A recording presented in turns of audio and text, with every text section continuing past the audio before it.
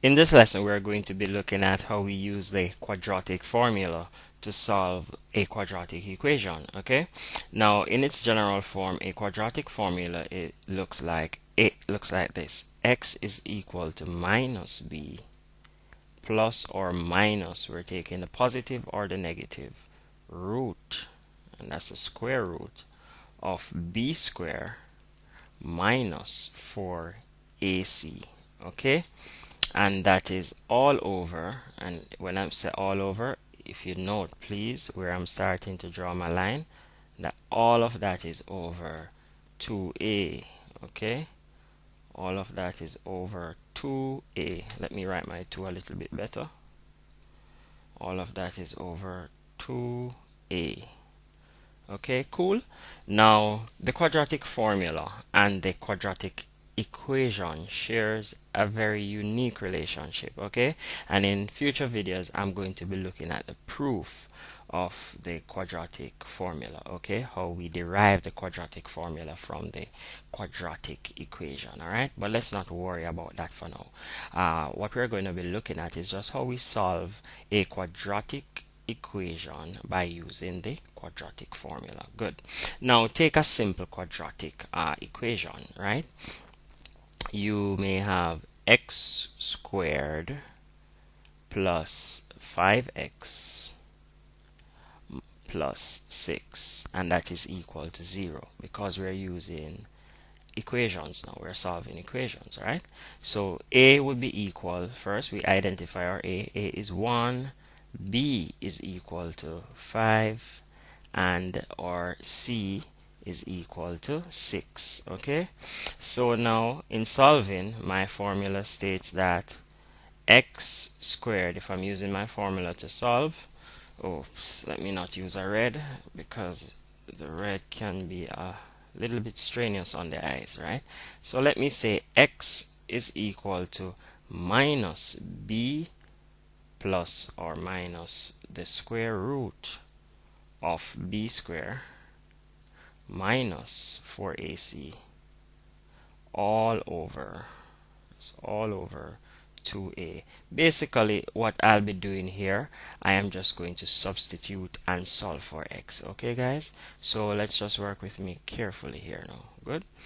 This is pretty easy, and I think after you have worked a few of them you will find it to be fun. Okay, so now basically what I'm saying here, I am saying x, and remember when you're solving a quadratic equation you must get two values for x. Okay, so x is equal to minus, and I'm substituting what is b, so minus open bracket b is 5. Okay, so I'm going to have a 5 plus or minus the square root and of b squared, and b is 5 again, so I'm going to say 5, but I'm going to square it because b is squared there, and that is being subtracted from 4 open bracket, and what is a?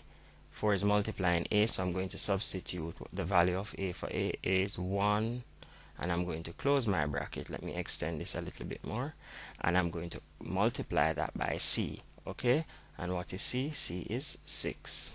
Okay guys, good. Now if you look carefully what is happening here now, all I did, oh well, if you're not familiar with brackets, these brackets beside each other means to multiply. Okay, and 4, this means 4 times a times c. Good. Now all of this is all over 2, and I'm saying 2 times what is a? We had a 1 for a. Okay, and it's that easy. So all we're going to do now is to simplify and solve. Okay, so we have x is equal to, when a negative sign is in front of a bracket, it simply means that I want the opposite of what is inside the bracket. So since it's a positive 5 inside the bracket, it simply means I'm going to need a negative 5. Okay, and that is plus or minus the square root, and I'm squaring 5, so I'm saying 5 times 5, and that would give me 25. Okay, and I'm saying 4 minus, remember that's a minus 4, so I'm saying minus 4 ones 4, and 4 sixes 24.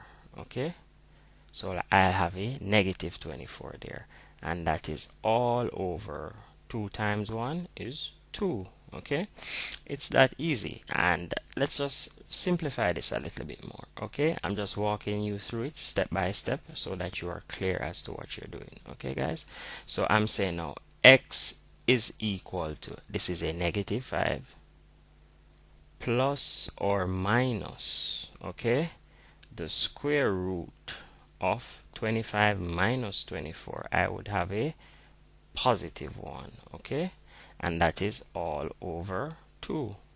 Cool. Now let me just pull this up a little bit more because we need the space to work with. Okay, so basically I'm going to have to simplify what I have here now, guys.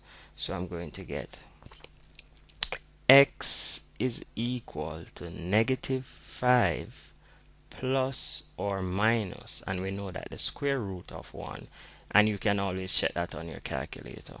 Plug in this sign and then you type 1 and you press the equal sign. Alright, and the square root of 1 is 1, and that is all over 2. Okay, so now since I've gotten rid of my square root sign now, and I have minus 5 plus or minus 1 all over 2, then simply this is easy in what I'm going to say now. I'm going to say, and look at what I'm doing, I'm going to split the negative and the positive sign now. I am going to say x is equal to minus 5, this minus 5, and I'm going to use my plus sign here, plus 1, and I'm going to put all of that over 2. Okay, and then I'm going to say or let me change the color. Let's use a white for that, or a purple. Okay, I'm going to say x is equal to, same negative 5, but in this case here I use a positive sign, so now I'm going to use my negative sign. Okay, negative 1. Cool, all over 2.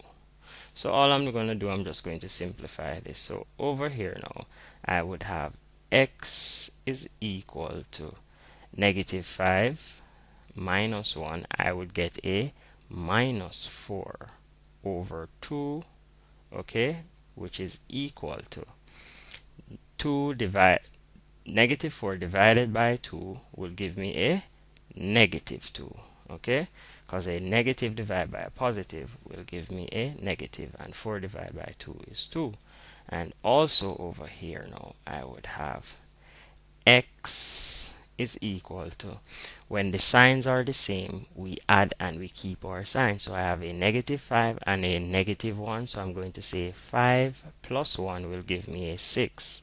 But if you notice, it's two negative numbers I added, so I'm going to put my negative sign back, and that is over 2. So this also will work out to be a negative number. Okay, so I will have a negative, because a negative divided by a positive will give me a negative, and 6 divided by 2 will give me 3. And those are my answers. Okay, guys, it's that easy. So again, you notice we got two answers. X is equal to negative 2 and x is equal to negative 3.